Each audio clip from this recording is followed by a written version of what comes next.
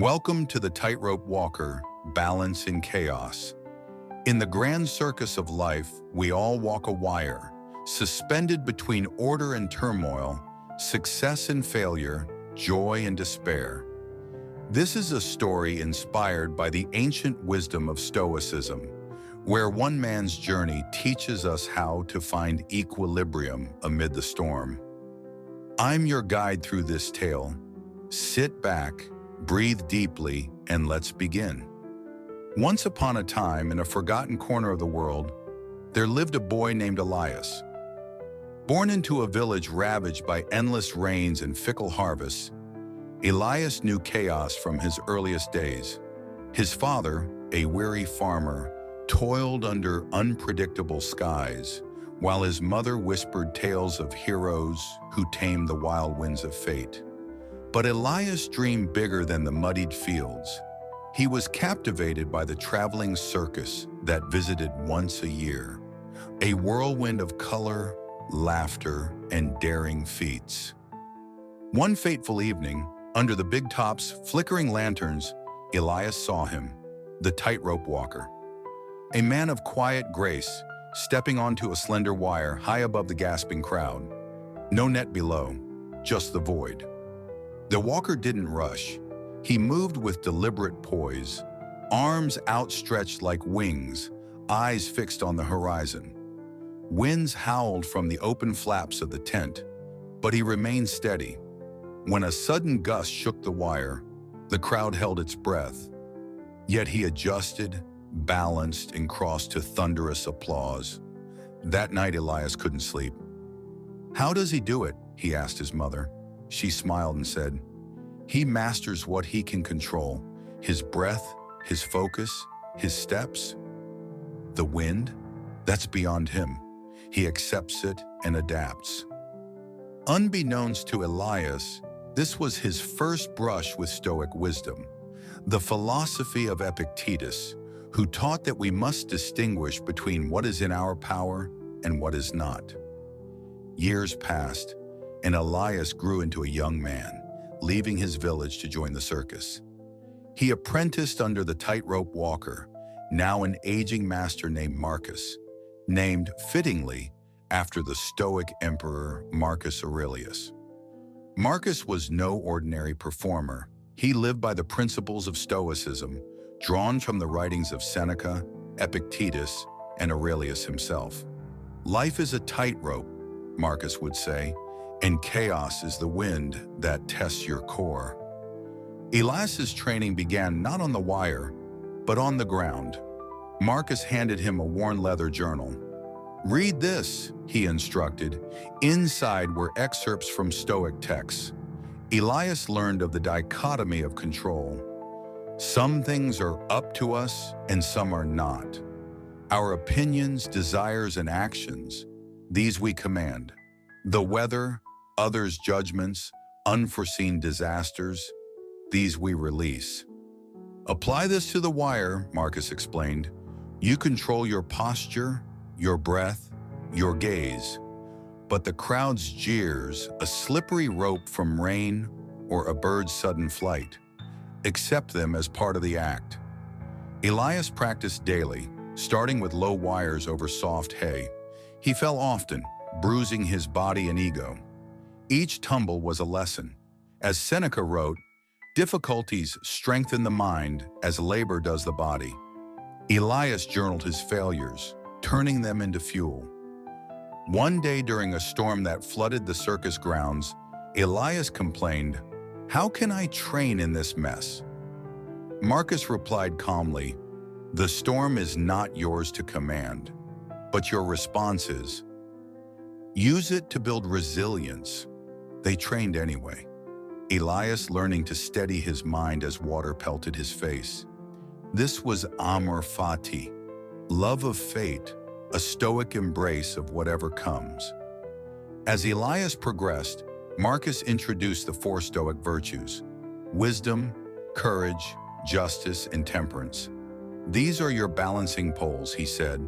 "Wisdom to discern the path ahead, courage to step forward despite fear, justice to treat the wire, and life with fairness, not resentment. Temperance to avoid excess, like overconfidence that leads to a fall. Elias's first real performance came during a festival in a bustling city. The tent was packed, the air thick with excitement. As he climbed the ladder, his heart raced. Below, faces blurred into a sea of expectation. The wire stretched like a silver thread across an abyss. He remembered Epictetus. It's not what happens to you, but how you react to it that matters. Taking a deep breath, Elias stepped out. The wire trembled under his weight. Midway, a child in the crowd shrieked in delight, startling him. His foot slipped, but he caught himself, arms flailing then steadying. The audience gasped, then cheered. He crossed, triumphant. That night, Marcus nodded approval. You balanced not just your body, but your soul. But chaos loomed larger. The circus troupe faced hardships, a rival show stealing crowds, illnesses sweeping through the performers, and a fire that destroyed half their equipment. Elias watched as tempers flared among his friends. One acrobat quit in rage, cursing fate. Another drowned sorrows in ale. Elias turned to his journal, recalling Aurelius. You have power over your mind, not outside events. Realize this, and you will find strength. In the ashes of the fire, Elias proposed rebuilding with what they had. We can't control the flames that took our tents, he said, but we can control how we rise from them. Inspired by Stoic premeditatio malorum, premeditating evils, he had already envisioned worst-case scenarios and prepared mentally. The troupe rallied, performing makeshift shows in open fields. Elias's tightrope act became legendary, drawing crowds who whispered of the man who walked through chaos untouched. Yet personal storms brewed. Elias fell in love with Lena, a graceful trapeze artist. Their romance bloomed like a rare flower in the circus's nomadic soil. But Lena dreamed of settling down, away from the endless travel. Elias, bound to the wire, felt torn. What if I lose her? He confided in Marcus. The old master quoted Seneca, "We suffer more often in imagination than in reality." Elias practiced negative visualization, imagining life without Lena to appreciate her more and prepare for loss. He chose temperance, communicating openly without clinging desperately. In time, they found balance. Lena joined him on the road, her swings complementing his walks. One winter, disaster struck again. During a performance in a snowy mountain town, the tightrope rig collapsed mid-act due to hidden ice. Elias plummeted, breaking his leg. Pain seared through him as healers set the bone. Lying in his wagon, he despaired. Why me? After all my training? Marcus visited, his voice steady.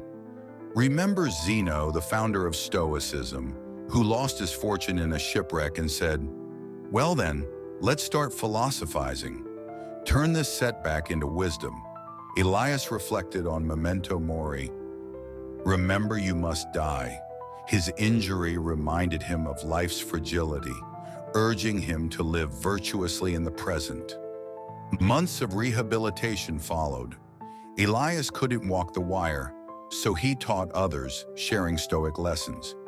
He meditated on gratitude, for the breath in his lungs, the friends by his side, the lessons in pain.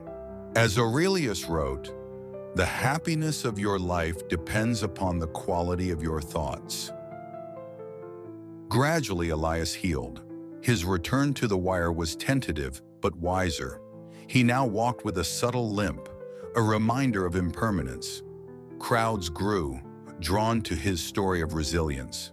But fame brought new chaos, envy from rivals, demands from promoters, whispers of doubt when he wobbled. Elias countered with stoic indifference to externals. Praise and blame are the same, Marcus had taught, echoing Epictetus. He focused on his craft, not the applause. In quiet moments, he practiced voluntary discomfort, sleeping on hard ground, fasting to build fortitude. If you want to be free, Seneca advised, despise fortune. The climax came during the grand festival in the capital, a spectacle under the emperor's gaze. The tightrope was the highest yet, spanning a roaring river amid fireworks and storms brewing on the horizon. Elias, now the lead performer, felt the weight of expectation. Lena squeezed his hand. "Balance within," she whispered. As he ascended, thunder rumbled. The crowd hushed. Halfway across, lightning cracked, and wind lashed like a whip. The wire swayed violently. Elias's mind raced. Memories of falls, losses, doubts, but he anchored to the present. This moment is all, he thought, channeling Aurelius. Waste no more time arguing what a good man should be. Be one. Arms extended, breath steady, he adjusted with each gust. The river churned below, symbolizing life's uncontrollable currents.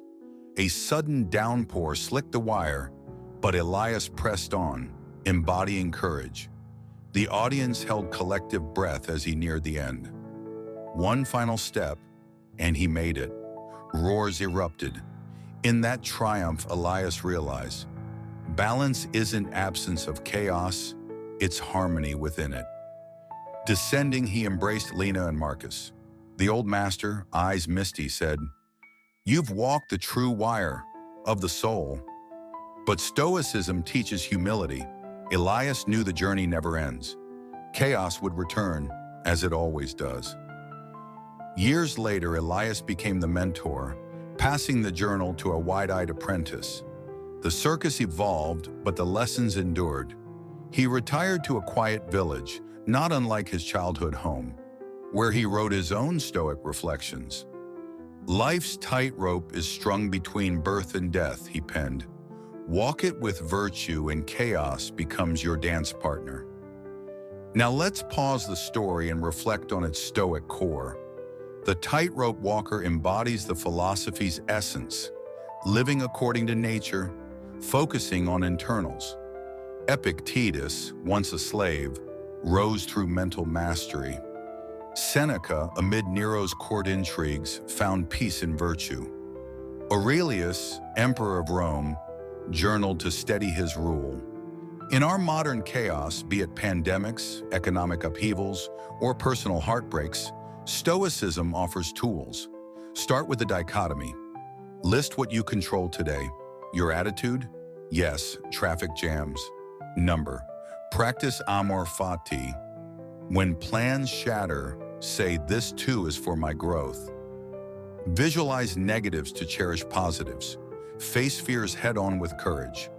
Temper excesses, social media scrolls, impulsive buys, with moderation. Act justly, even when unseen. As Aurelius noted, do the right thing. The rest doesn't matter. Elias's falls teach us, failure isn't defeat, it's data. Rise, adjust, proceed. Memento Mori reminds us time is finite. Use it wisely. Don't chase externals like wealth or fame. They wobble like a stormy wire. Seek inner tranquility. Imagine applying this to your life. Stuck in a job you hate? Control your effort and mindset. Seek wisdom in alternatives. Heartbroken? Accept the pain, learn from it, love fate's redirection. Overwhelmed by news? Filter what serves your virtue. Ignore the noise. Stoicism isn't cold detachment, it's engaged serenity. Feel emotions, but don't let them steer. As Seneca said, anger, if indulged, becomes madness. Channel it productively. Back to Elias. In his twilight years, a great storm hit his village, flooding homes and fields. Chaos returned full circle. But Elias, ever the walker, organized aid with calm resolve. "We've walked worse wires," he told neighbors. They rebuilt stronger.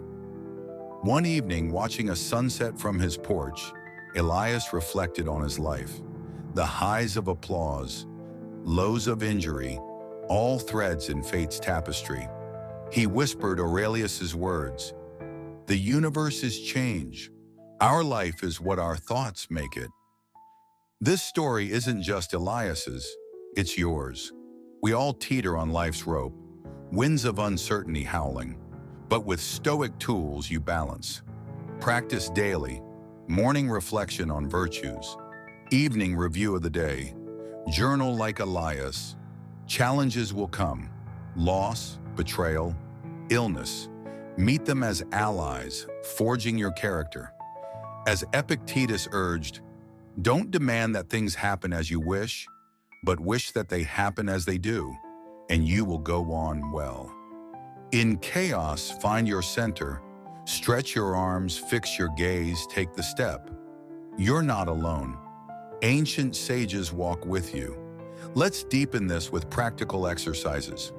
First, the view from above. Imagine zooming out from your problems, seeing them as specks in the cosmos. Aurelius did this to gain perspective. Second, voluntary discomfort. Skip a meal, take a cold shower. Build resilience against real hardships. Third, premeditate evils. Before a big meeting or trip, envision delays or failures. Prepare mentally, reduce shock. Fourth, gratitude practice. Each night, note 3 things you control and appreciate, like health, relationships, your next breath. These aren't quick fixes. Stoicism is a lifelong walk. Elias stumbled often but persisted. So can you. As the sun sets on our tail, remember, chaos isn't the enemy. Imbalance is. Embrace the wind, steady your soul, and cross to the other side. Elias's legacy lived on through his apprentices, who spread Stoic stories across lands. One became a philosopher king's advisor, another a healer in war-torn fields. The tightrope became a metaphor whispered in taverns and temples. Balance in chaos is possible. In your world, apply it now. Facing a deadline? Focus on effort, not outcome. Argument with a loved one? Respond with justice, not reaction. Global unrest? Contribute what you can. Vote, help locally, while guarding your peace. Stoicism bridges eras, from Roman forms to your earbuds. It's timeless because human nature is. We crave control in an uncontrollable world. Surrender to fate, master self. That's the art. As we conclude, picture yourself on that wire. Winds rage, but you breathe, adjust, advance. You're the tightrope walker. This story ends, but yours continues. Thank you for joining the Tightrope Walker, Balance in Chaos. If inspired, explore Stoic texts. Start with Meditations or Enchiridion. Walk your wire with grace. Until next time, find balance.